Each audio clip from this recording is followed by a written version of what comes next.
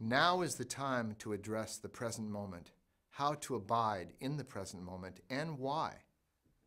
Now, anyone interested in psychology, spirituality, or does any reading in this area has learned it's good to be in the present moment. I doubt anybody is watching this right now going, the present moment. What a radical idea. There are many popular books, best-selling books on the present moment. It's been around a long time in my books and other people's books. But how do you actually do it? Let's explore in a different kind of way this idea of the present moment. You know, there's a story about Sir Laurence Olivier, who after he did a performance of a lifetime, a brilliant, genius performance on stage, walked off the stage and stomped off into his dressing room and slammed the door. And a friend of his came and knocked on the door and opened it and said, "Larry, what are you so upset about? That was one of the best performances of your life." And Sir Laurence turned to him and said, "Yes, but I don't know how I did it." This is the frustration many athletes have. I get letters from athletes all over the world saying, "How do I stay in the zone?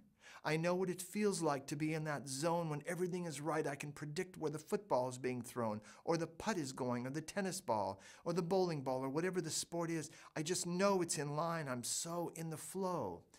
We call it satori in the East, when the mind is focused, absorbed in the present moment. The state of absorption, there's a certain joyousness to it. Because when we're just sitting around, undistracted, we tend to start noticing, the flood, the parade, the river of thoughts going past, usually problematic kinds of things.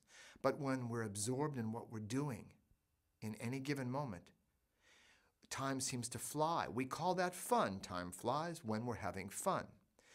We call one thing boredom, seeing our thoughts go by. The other is fun when we're not aware of our thoughts and they're just flowing past.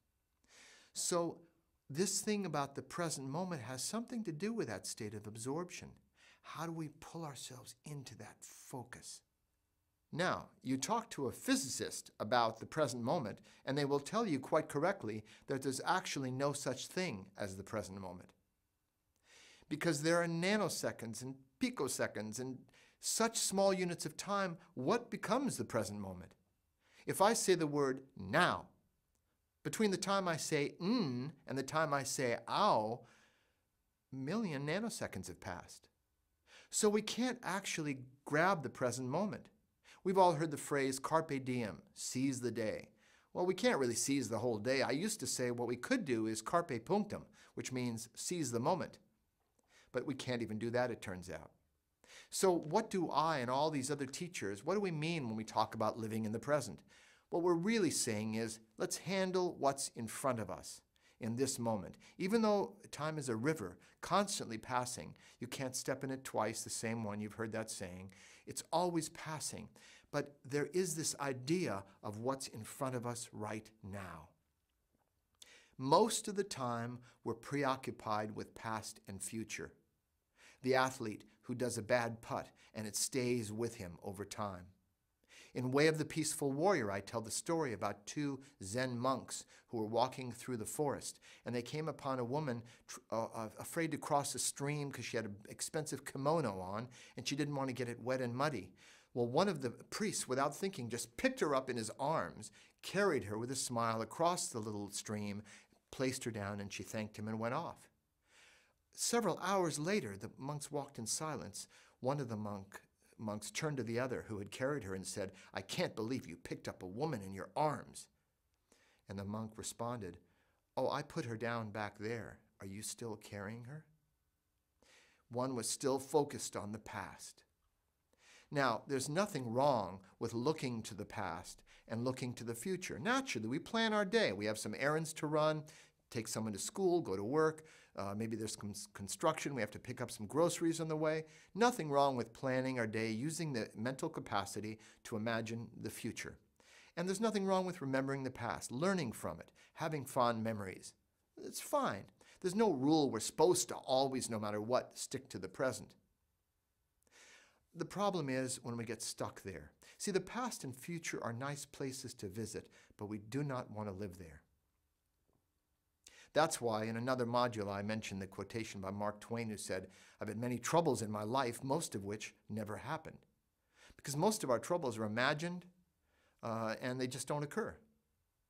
So why do we want to live in the present? Why do we want to focus on this moment, what's in front of us? First of all, it's the only moment of reality. Do we want to live in reality or illusion? The past, what we call the past, is simply a set of electrical impulses in our brain we call memory. Oh, we may have evidence that the past happens. We have recording devices, cameras, audio recordings. We say, see, that's when I was 6 years old. But we're listening to it in the present. The past is gone. And the future is nothing but our imagination. Sometimes life unfolds similar to what we might imagine. Most of the time it does not. So when do we want to come back to the present? It's when we're suffering. When we're leaving a meeting or a gathering and we go, why did I say that? Why did I do that? Or, in contrast, if only I'd spoken up for myself. And we say it over and over pretending, oh yeah, if I'd said this, that would have been good. That would have been a good retort. The point is, we're still stuck back there. We can't change that. The only way to change your past is to change your present, to live well now, because your present will soon enough become your past.